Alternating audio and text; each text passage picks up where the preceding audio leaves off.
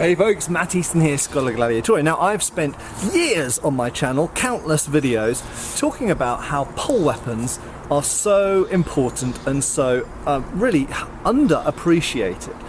So we all fixate on swords or perhaps even knives, and when we're talking about historical warfare, the humble spear or various other forms of pole arm, I've just got a pole here actually, it doesn't have a head on it at all because for the purposes of this video it doesn't need to have.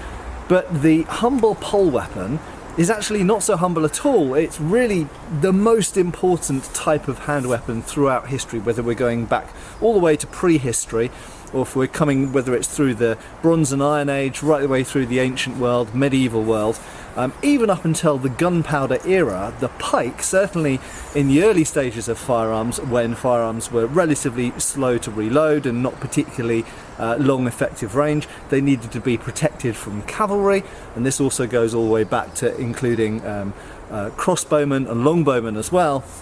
Pole weapons were incredibly important for doing that, and really the pole weapon, just defending from cavalry, is your best bet of protecting your missile troops or any of your other troops from just simply being smashed apart by cavalry attacks. And in fact, throughout history, when we see one group of people develops very effective cavalry, we see another group of people very often develops usually effective missile troops and effective polearm troops. And this is perhaps best illustrated during the English wars with Scotland in the late 13th century, where we see that there was almost sort of a kind of a developmental, in terms of the strategy, a developmental contest between the heavy cavalry. The English heavy cavalry comes in and is dominating the day, and then the Scots.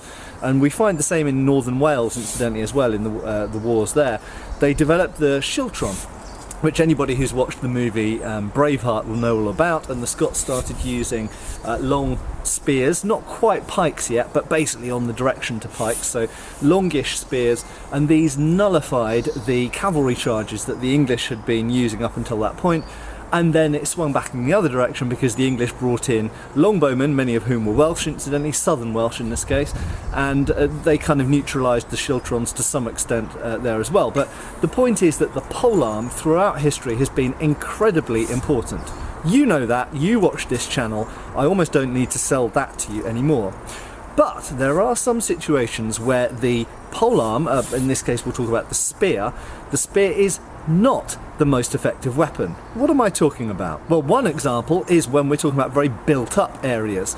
So if you're going into buildings, if you're actually within a siege and you've broken into the enemy castle, for example, you're in towers or you're inside structures, if you're raiding a town or village and you're going into buildings, clearing them out, this kind of thing. So when you're in confined spaces, clearly you can't maneuver long weapons like this very, very easily. In fact, we see this was a problem even in trench warfare in World War I, and famously the long rifles and bayonets that were being used at this time were found to be a little bit unwieldy inside the trenches, particularly because trenches had been created in zigzag patterns to prevent shrapnel just flying up in a straight line, along the straight line, and killing everybody in the trench. And so it was found that short weapons like trench daggers, knuckle dusters, shovels, short axes, stuff like this were very, very useful in trench raiding because the longer weapons were just not very practical. However, there are some situations where you might think that long weapons might be impractical, where they were actually used, and one example is on board ships. So boarding pikes were in fact used on board ships, but they were also used alongside people with shorter weapons like hatchets and cutlasses and things like this. So boarding pikes were used particularly more as anti-boarding pikes, they should almost be called, to prevent boarding parties coming aboard your ship. So they were used in a defensive fashion, but they, as I say, they were used in conjunction with shorter weapons. But there is one very, very, I think, not well appreciated and not well acknowledged place where spears throughout history have been a real pain in the butt and not very effective. That's right, folks. In the woods. And of course you could apply this to woods in all sorts of different terrains, forests like here, in this, you see there's like branches and stems and things everywhere, which mean that even just carrying a pike or polearm or spear of any kind through this kind of territory is a real nuisance. It's difficult to even get any number of troops through this kind of vegetation, and of course you could apply this to jungle as well, perhaps even more so in fact, but particularly in Europe, talking about just normal wooded forest areas. And obviously this has implications for our interpretations of battles and skirmishes and encounters throughout history, going all the way back to Teutoburg Forest, but coming forwards into the 100 Years' War, Wars of the Roses, various conflicts throughout the medieval period, where woods were used to protect flanks from flanking attacks by cavalry as well.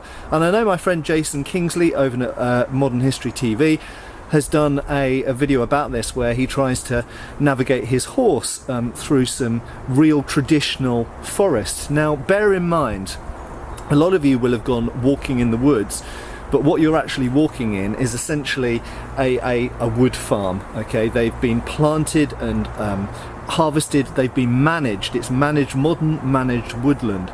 But a lot of traditional woodland, you can't even walk through it. There's just vegetation everywhere. It's like trying to force your way through a hedge the whole time. Now, if you're trying to move pole weapons through here, I mean, I've tried it with longbows when I've been on field archery, you know, kind of days and competitions and stuff, and trying to move a longbow through woods is a real pain in the butt. But something as long as a pole weapon or spear, just moving through that type of terrain with pole weapons is incredibly difficult. But trying to use them, trying to fight with them in this terrain, I mean, yes, you can at a push, you can if you have to, but you're going to have to be very defensive most of the time, because you're always going to be encountering things that your weapon will come up against. So you could perhaps kind of defend or fortify an area and then use the spears in conjunction with people with shorter weapons to defend an area within woods, or indeed to stop other infantry or cavalry, even in some cases, sort of breaking into the woods. So the kind of Robin Hood scenario, I suppose, defending Sherwood Forest. So yeah, you could perhaps use them to some degree defensively, but you're very limited in what you can do, and you really mustn't underestimate how much of a pain in the butt it is trying to use a long pole weapon in woods. So we've touched on some of the things that affects, therefore. The fact that you might, if you have a unit of billmen or pikemen, you might not want to put them anywhere near woods, or maybe you'll put them with their back to some woods to defend them so they can't be hit in the rear by other infantry or by cavalry, or maybe even shot at because there's no line of sight at them. But you wouldn't want to move them into the woods, and if you wanted to move from one place to another, you'd probably have to move around the edge of the woods. You wouldn't want to move them through the woods because the length of their weapons, they'd keep clashing with branches, they'd get disordered, and potentially that could make them vulnerable to attack by infantry who don't have pole weapons. And this is the other takeaway point I want you to think about here. When we're looking at ethnographic weapons, so often I've looked at Southeast Asian weapons, for example, where they've been used in heavily wooded or jungled areas, and often we see that they use short swords and they don't use spears an awful lot. And this is one of the reasons why. If you're fighting in very forested area, you can't deploy the normal weapons that we see on battlefields, on kind of organised battlefields. If you're fighting skirmishes and melees, then you need short weapons, and we see this with firearms as well. I mean, even, you know, things like the No. 5 jungle carbine used during the Second World War was a shortened version of the Lee Enfield rifle because it was more practical to use in the jungle. So we even see it with firearms as well. But basically, shorter weapons, whilst in an open space, might be disadvantageous against longer weapons.